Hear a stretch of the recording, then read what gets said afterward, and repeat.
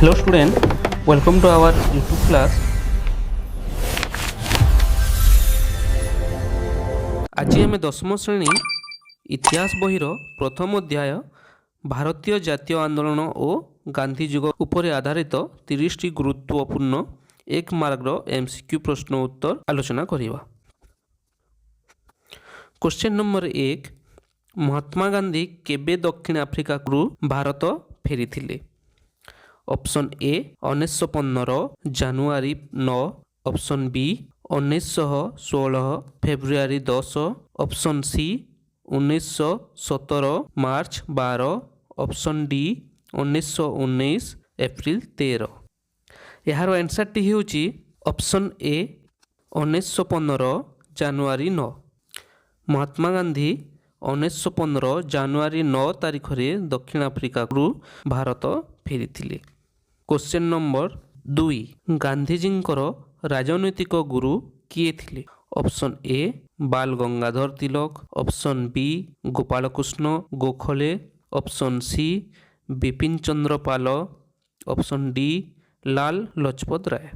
यार आंसर टी हैला ऑप्शन बी गांधीजींकर राजनैतिक गुरु गोपालकृष्ण गोखले थिले। क्वेश्चन नंबर 3, भारत रे गांधीजींक द्वारा संगठित प्रथम आंदोलन केउठी थिला? ऑप्शन ए खेड़ा आंदोलन, ऑप्शन बी असहयोग आंदोलन, ऑप्शन सी चंपारण आंदोलन, ऑप्शन डी राउलत आईन विरोधी आंदोलन। ताहले पिला माने ए भितरु आंसर टी कोठी?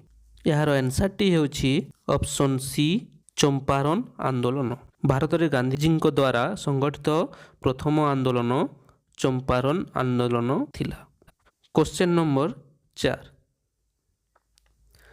बिहारर चंपारण रे इंग्रेज माने चाषी माननकु निज जमीर केते भागरे नील चाष करबाकू बाध्य करुथिले? ऑप्शन ए 3/20 भाग, ऑप्शन बी 1/4 भाग, ऑप्शन सी 1/2 भाग, ऑप्शन डी 2/5। तो यार आंसर टी हेउची ऑप्शन ए 3/20।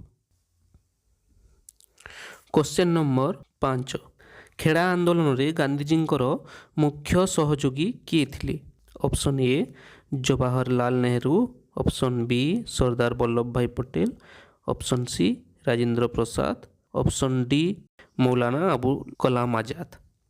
यार आंसर टी हैला ऑप्शन बी सरदार वल्लभ भाई पटेल खेड़ा आंदोलन रे गांधीजींकर मुख्य सहयोगी थिले। क्वेश्चन नंबर 6, राउलत आईन केबे गृहीत होइतला? Option A 1917, option B 1918, option C 1919, option D 1920। तो यार आंसर टी होची ऑप्शन सी 1919। राउलत आईन 1919 मसीहा रे राउलत आईन गृहीत होइतला। क्वेश्चन नंबर 7, जालियानवाला बाग हत्याकांड केबे घटिथिला?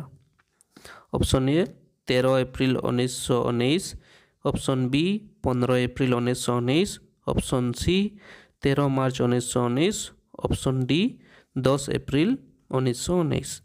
तो यार आंसर टी हैला ऑप्शन ए 13 एप्रिल 1919 मसीहा रे जालियानवाला बाग हत्याकांड घटिथिला। क्वेश्चन नंबर 8, जालियानवाला बाग केउं सहर रे अवस्थित? Option A Lahore, option B Amritsar, option C Chandigarh, option D Delhi. तो यार आंसर टी हेउची ऑप्शन बी अमृतसर जालियानवाला बाग सहर रे अवस्थित। जालियानवाला बाग अमृतसर सहर रे अवस्थित। क्वेश्चन नंबर 9, जालियानवाला बाग हत्याकांडर प्रतिवाद रे गांधीजी केउं उपाधि त्याग करथिले? Option A knight, option B Kaiser i Hind, option सी सार, ऑप्शन डी महात्मा।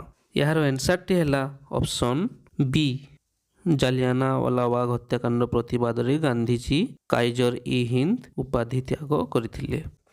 क्वेश्चन नंबर 10, जालियानवाला बाग हत्याकांडर प्रतिवाद रे रविंद्रनाथ ठाकुर केउं उपाधि त्याग करथिले? Option A knight, option B Kaiser i Hind, option C Rao Bahadur, option D Deshbandhu.